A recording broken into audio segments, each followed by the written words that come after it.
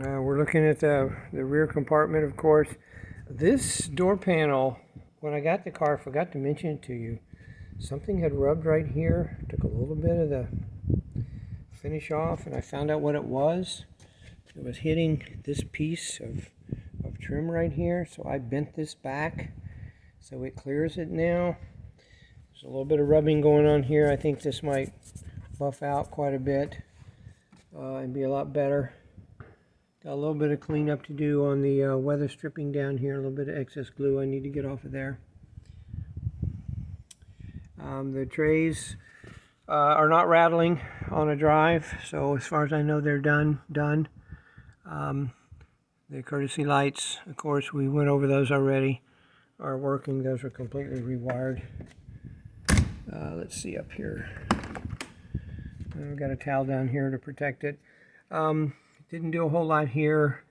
I about wore this switch out with testing of the wipers. I'm gonna, next time I drive it, check that the odometer is actually spinning.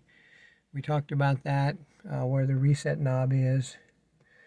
The radio, to pull this radio and secure it better, I got to pull all this dash off of here. I just didn't have the heart to do it. So way back in there, I put some squishy styrofoam, so it's quite secure now, and you can't see it. So temporarily, I think that works out okay. Down here between the seats, we have, I kind of lost the bubble here. I hope I got this right. We got two lightning connections. We've got the Bose speakers here connected, and there is two more micro USB, Android type or nav system. I hope that is what you were looking for.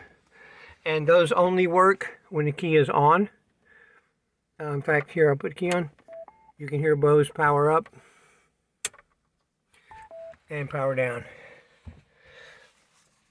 So let's see what else here.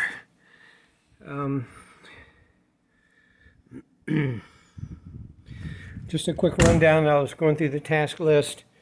We talked about the odometer. Signal lights to work without gauges flashing. They don't do that anymore. I don't know why they did that. The temperature gauge, move it so you could see it. Yeah, that's a good idea. It was too low. I'm sitting in the driver's seat. It's right below the top rail. I think you'll be able to see it just fine. It's 87.8 degrees. Hookup for iPhones, the tray mirrors, windshield wipers. Let's see, I think we talked about this one. The boot light is here. Pay no attention to this flashing. That's an anti-mouse thing. Here's the boot light. I think I showed you that on a prior video. It turns on whenever the boot is opened. It has nothing to do with the key. The driver's side bonnet latch. Remember, this side would not latch. I moved that latch, and so now, give it a shot here.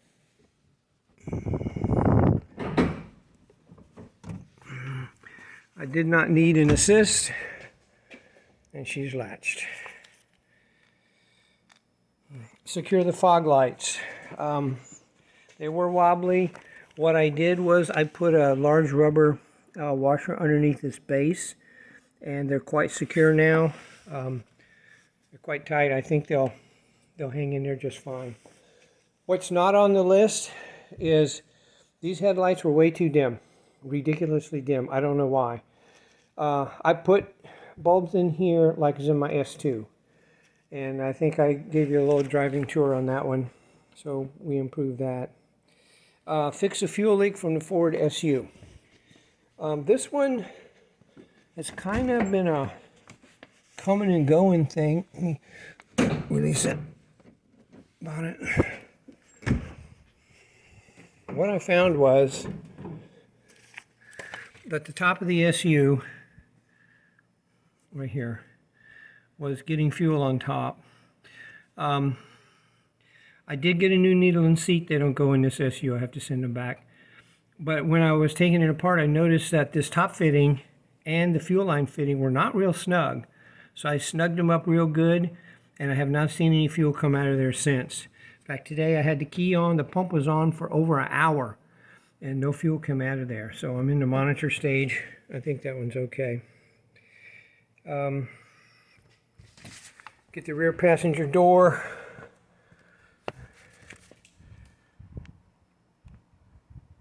I think it was this door right here that would not open from the outside. I took the entire door apart, and the pin that this thing pushes was worn off to the side. So I moved the mechanism slightly, and it's working fine. The roof lights, the driver's tray. I think we talked about this a little bit, but just to recap, I'm sorry it's kind of dark in here. The tray is in. Whoops, I'm pulling it by the ashtray. That's wrong. It has a nice finish on it. The tone is a little muted. Ann says that's good because it helps blend in with the rest of the dash. You have to see it in person. This is poor lighting. So you'll have to let me know if you think that's suitable. Functionally, it works fine. Oh, make closing the boot easier. Last time I saw this car at your house and you were getting something out of the boot, when you went to close it, it took quite the slam. There was some adjustment made up in here, underneath this thing here, and down here on these latches. And so I'm not going to close it right now because I got a power cord in there, but it's much easier. It doesn't take much of a slam at all. Ease door closing all doors. Yes. Basically what I did was I modified some of this weather stripping. Some of it I slid it on the back side so it was more flexible. Some of it I changed in other ways. They're all closing a whole lot better. This one, of course, is still the challenge, and it's always going to have some closing problems because of the door sag, but it will close all the way. All the rest of them I think are fine. Remove scratches from rear windscreen. This has been, I thought this was bad. The windshield wipers were worse. It maybe doesn't look too bad here. There are small scratches inside and out. I have spent probably 100 hours on this. I've got it about as good as I can get it. The stuff, that Lexan acrylic, is so easy to scratch.